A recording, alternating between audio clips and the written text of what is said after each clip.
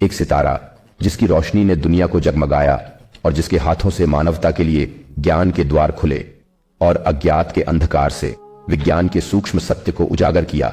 कोई भी विज्ञान का क्षेत्र ऐसा नहीं है जो उससे संबंधित न हो और कोई भी महान वैज्ञानिक जिसने विज्ञान की नींव रखी हो। इमाम जाफर अल सादिक के हाथों से शिक्षा प्राप्त करने वाला एक अद्वितीय विद्वान, मानवता के लिए समय की अद्भुत देन, ईश्वर का उपहार, नबूवत की रोशनी से प्रेरित होकर बोलता है। वह जो पैगंबर के समानता और भाईचारे से सम्मानित है और जिसकी नसों में सृष्टि के स्वामी मोहम्मद रसूल अल्लाह का खून बहता है। मुसलमानों का एक वर्ग जिसका नाम प्रसिद्ध है। इस वर्ग के पुरुषों की संख्या कम नहीं है। इमाम जाफर सादिक के साथ अन्याय किया गया जब उन्होंने उन पर नबियों की मासूमियत का दावा किया, जिससे बाकी मुसलमान उनके महान व्यक्तित्व और विशाल ज्ञान की खोज से दूर हो गए, क्योंकि अब लोग उसे उस वर्ग का हिस्सा मानते हैं जिसके बारे में इमाम जाफर ने खुद कहा था, जिसने दावा किया कि मैं पाप मुक्त हूं, मैं उससे मुक्त हूं, और जिसने दावा किया कि मैं सैयद अबू बकर और उमर से अलग हूं, मैं उससे मुक्त हूं। सैकड़ों वर्षों की झूठ और भ्रम के बाद हम इमाम जाफर सादिक के लिए न्याय के तराजू पर विजय प्राप्त करते हैं। यदि अरबों को विज्ञान में पश्चिम पर गर्व है तो वह इमाम जाफर सादिक के कारण है, और यदि पश्चिम ने विज्ञान में अरबों को पीछे छोड़ दिया है तो इसका श्रेय उनके शिष्यों के अवशेषों को जाता है।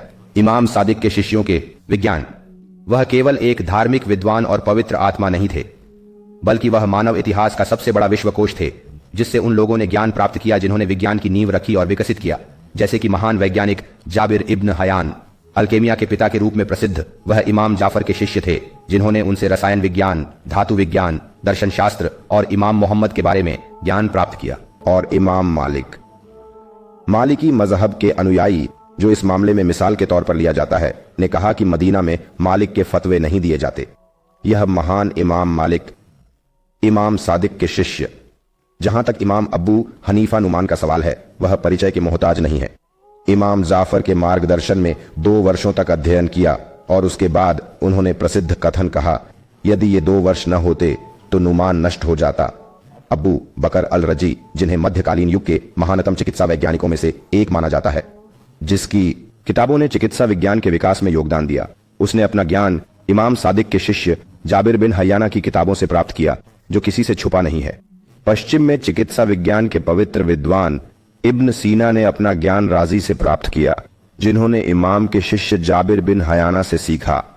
सच्चा, जैसे कि अल फाराबी, जिन्होंने भौतिकी और चिकित्सा में महारत हासिल की, उन्होंने अपनी शिक्षा अबू बकर अल रजी से प्राप्त की, जिन्होंने जाबिर बिन हयान से सीखी थी। हयान, जो इमाम सादिक के शिष्य थे और अल बैरूनी को नहीं जानते थे।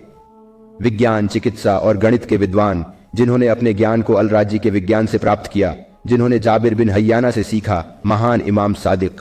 ख्वारिज्म और ख्वारिज्म का क्या कहना, अद्वितीय गणितीय विज्ञान, जिसे बीजगणित के संस्थापक के रूप में जाना जाता है और जिसकी रचनात्मकता से वर्तमान तकनीकी एल्गोरिदम विकसित हुए, वह ख्वारिज्मी उन वैज्ञानिकों से प्रभावित थे जिन्होंने इमाम सादिक के मार्गदर्शन में शिक्षा प्राप्त की, और हसन बिन अल हैथम, जिनकी प्रसिद्धि गणित के क्षेत्र में हजारों तक पहुंची, प्रकाशिकी के संस्थापक और प्रकृति के बारे में सिद्धांतों के मालिक, ब्रह्मांड, आकाशगंगाओं और खगोलीय तारों की गति।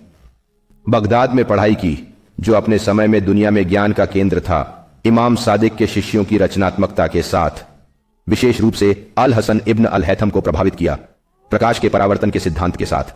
यह उन सिद्धांतों में से एक है जो इमाम जाफर ने कहा था, और इमाम जाफर के शिष्यों में से भी सुफियान अल थौरी, विद्वान और प्रसिद्ध विद्वान अब्दुल्लाह बिन मुबारक और अन्य कई।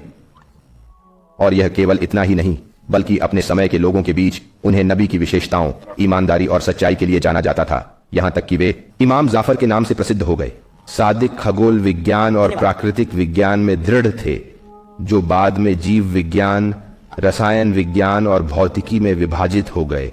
सादिक की सभा में विभिन्न प्रकार के विज्ञानों के कई विद्वान शामिल थे, और 4000 विद्वानों के सबसे सही कथनों के अनुसार जब उनमें से प्रत्येक अपने विशेष ज्ञान की गहराई में बोलता था, तो वह कहता था, इमाम ने कहा। जाफर और उन घटनाओं में से एक में जो इमाम सादिक की विज्ञान में महारत को दर्शाती है, वह एक दिन उस आयत की व्याख्या कर रहे थे जिसमें बिल्किस के सिंहासन के स्थानांतरण का उल्लेख किया गया था। साथ की रानी ने हमारे प्रभु सुलेमान से कहा, बिस्मिल्लाह, अर रहमान अर रहीम। तो उस व्यक्ति ने कहा जिसके पास किताब का ज्ञान था, मैं इसे तुम्हारे पास लाऊंगा इससे पहले कि तुम्हारी पलक झपके। इमाम जाफर ने कहा, असफ इब्न बरखिया जिसने सुलेमान के लिए बिल्किस का सिंहासन लाया, उसके पास किताब का ज्ञान था। तो अल्लाह जिसके सिवा कोई ईश्वर नहीं है, हमारे पास अहले बैत के पास पूरी किताब का ज्ञान है, यह उस पर अधिक नहीं है। वह दिव्य ज्ञान के वारिस का पुत्र है और उनमें से एक इमाम जाफर सादिक हैं।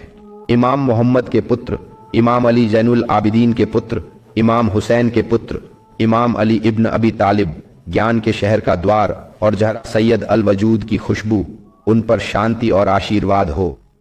हे अल्लाह, हम राष्ट्र के पुरुषों और युवाओं के लिए जागरूकता की प्रार्थना करते हैं और दृढ़ संकल्प जो चीजों को उनके सही स्थान पर वापस लाता है। और हे भगवान, हमारे नेता मोहम्मद पर आशीर्वाद भेजें, दिव्य विज्ञान का शहर, और उनके परिवार और साथियों पर भी आशीर्वाद भेजें।